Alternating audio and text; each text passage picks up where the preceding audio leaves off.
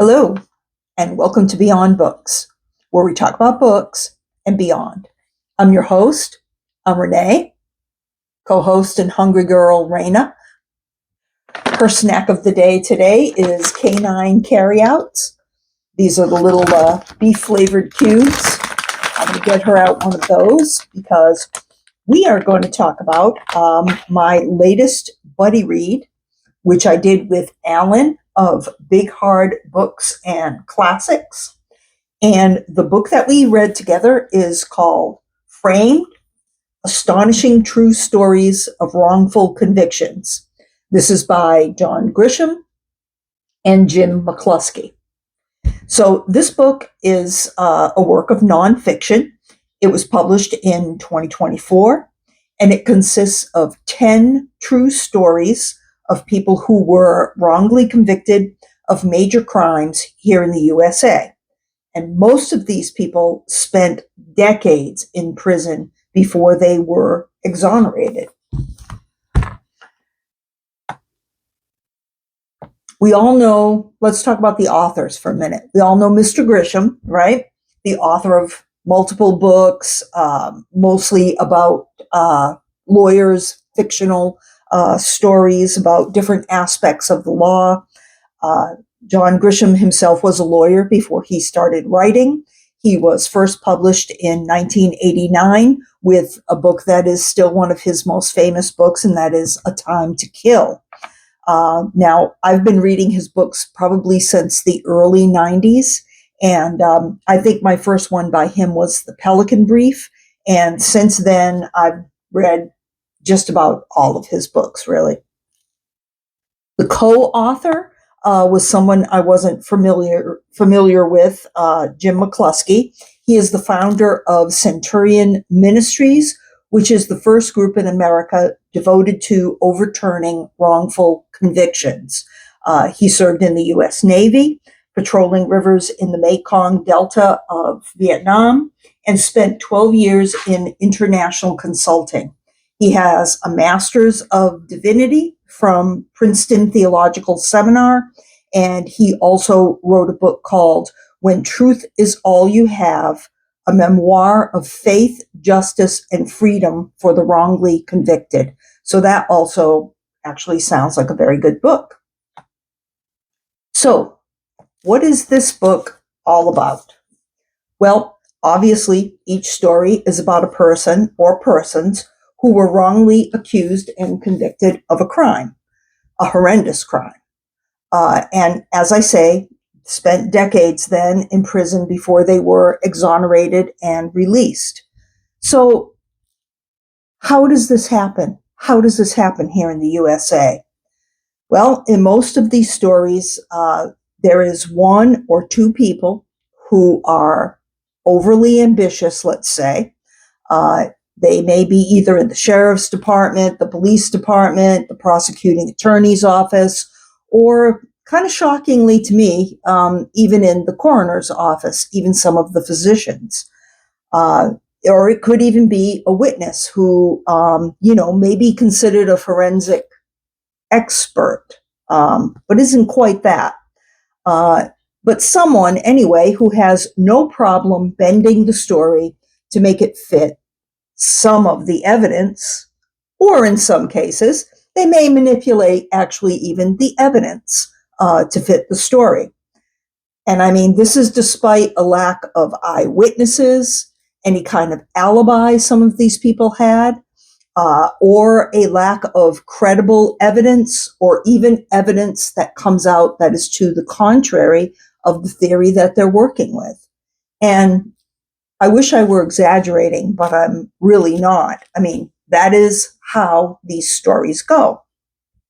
Here's a quote from Jim McCloskey in the preface of the book. He states, "The 23 defendants caught in the web of these 10 wrongful convictions," so he's talking about 23 defendants that are written about in this book within the 10 stories, needlessly spent decades in prison until the truth of their innocence finally emerged and set them free.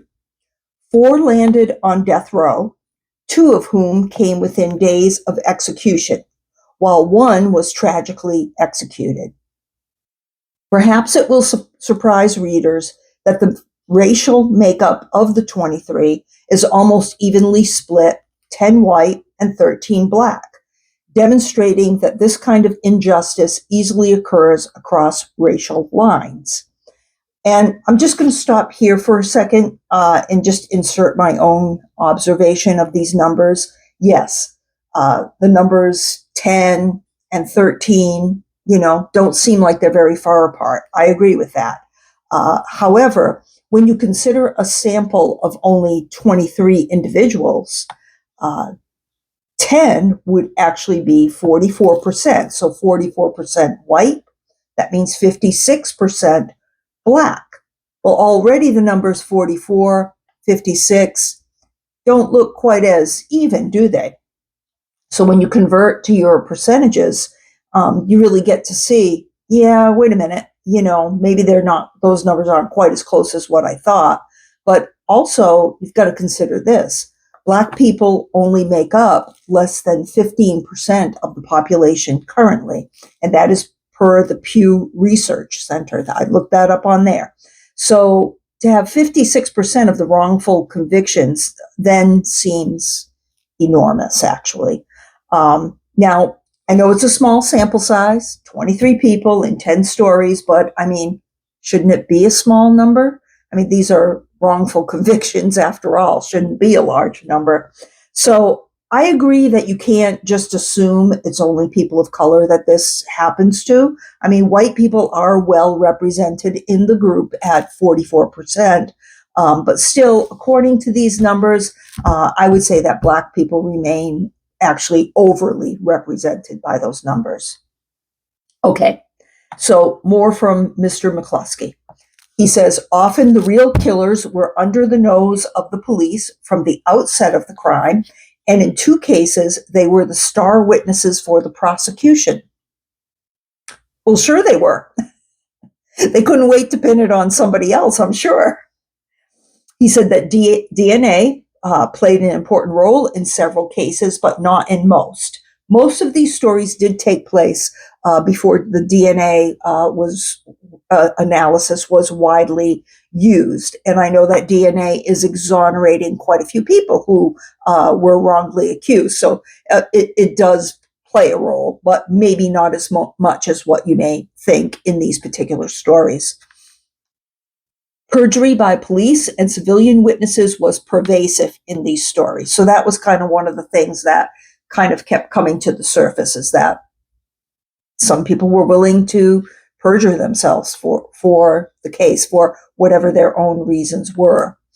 These convictions were not caused by unintentional mistakes by law enforcement or misidentification of well-meaning eyewitnesses or honest mistakes, but erroneous forensic analysis.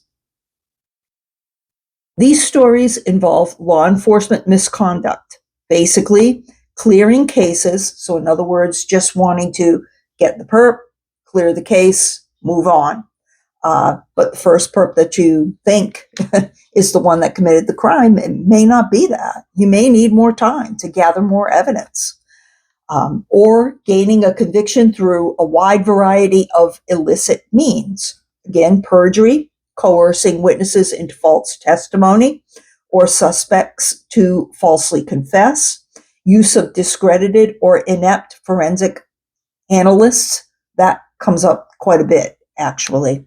And I'll tell you, I was a fan of the show Dexter, but blood spatter, not so much. Doesn't tell the story that maybe we think it does. Hiding exculpatory evidence from the defense, which is a crime, when there's evidence that would aid in the defense of a defendant in court. No matter who finds that out, whether it's the prosecution or what, that evidence needs to be brought out and used for the purpose that it is to mount a defense. It's evidence that shows that person probably didn't commit that crime, or other acts that obstructed justice. So Now, here's the saddest part, in my opinion.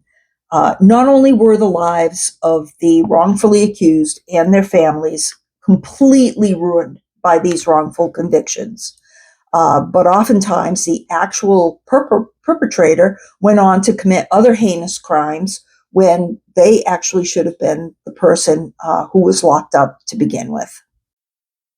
Okay, where were we here? So, what did I think of the book? Well, this is a John Grisham book that I was really looking forward to. I know that John Grisham has worked with the Innocence Project and things like that. And I can tell by what he writes, in his other books, that this is an issue, this issue of people being wrongly convicted, is one that he really takes seriously. So I knew that he would do a good job with this book from the first day that I even heard about it. Having the perspective of Jim McCloskey now, to me, was also an added treat in the book, really. I enjoyed his writing and his stories just as much as Grisham's. The way they did the stories was to each write their own stories independently. Each of them chose 5 among the many that they were aware of and had assisted with in different capacities and things like that. And then to keep those stories to no more than 10,000 words and then alternate them throughout the book, until they had the 10. So I think that was a great way to do it because each story, I'm telling you, there's so much to it. Each one could be a book within itself, really. But the way that it's done, it really keeps it to the point, and it allows you to focus on what's important in each story while all tying them all together to the larger point that wrongful convictions happen probably more often than what we care to admit and can happen to, as I was saying, a wide variety of people. They want you as a reader to just come away with an understanding that wrongful convictions can and do happen. I hate to say on a regular basis, but it's true. This is a problem with our judicial system, and it needs our attention and it needs our understanding as the general public if it's, ever going to change in any way. So I like the way the stories were presented. The vast experiences of these 2 authors is very evident throughout the book. Keeping the stories on the shorter side makes them also great palate cleansers. Between longer reads or just when you want something short but interesting to read. And the stories really pack a punch. They're very emotional. They can be very heartbreaking. I felt sad in reading them. There was a lot of sadness and also just anger to think of the sheer injustice of all of this. I mean, think of yourself and how you would feel. Your wife or your husband is killed, and as if that's not enough, you are wrongfully accused and convicted of being the perpetrator. Now you're in prison. Your children, your parents, your siblings, your friends, they're all left to go on with their lives without you. So who do you turn to? Sure, you're always going to have that right to an appeal, maybe. But, it's going to take years and years.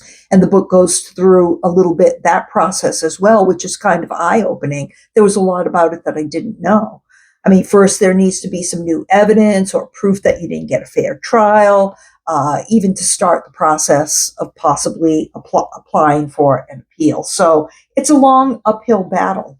And most of the people in the stories, as I said, served 25 years before they were exonerated, and some were actually a lot more.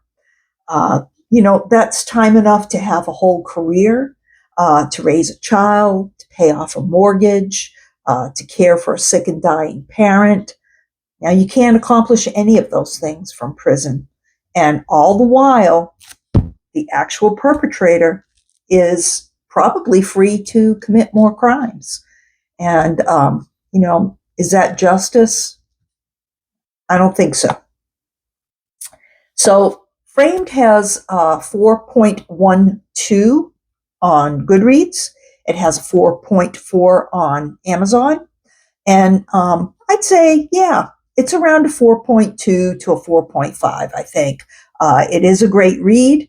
And, you'll always feel smarter after reading a John Grisham book, and even more so with this one because it is based on all true story. Well, it is all true stories. So one of the goals that I had this year was to read the three John Grisham books that I had purchased in 2024, but I hadn't yet read. One was The Exchange, which I read in January. The other was Camino Ghosts, which I read, I think, in either February or March. And then lastly, Framed. So, yeah, I've accomplished reading all three. I enjoyed all three, just as I knew that I would. So, Alan, thank you for buddy reading this fine book with me. I know you enjoyed it as well. I know we exchanged a few emails with our thoughts, but I'll be interested in seeing your video and hearing your review of the book as well. And I'd buddy read again with you anytime. So viewers, be sure to check out Alan's video. I will link it below. And as always, everyone, I appreciate you watching. I appreciate your kindness and support. Hit the thumbs up if you enjoyed this video. Please consider subscribing if you haven't already. One more snack for the road. Thanks for watching and have a great day.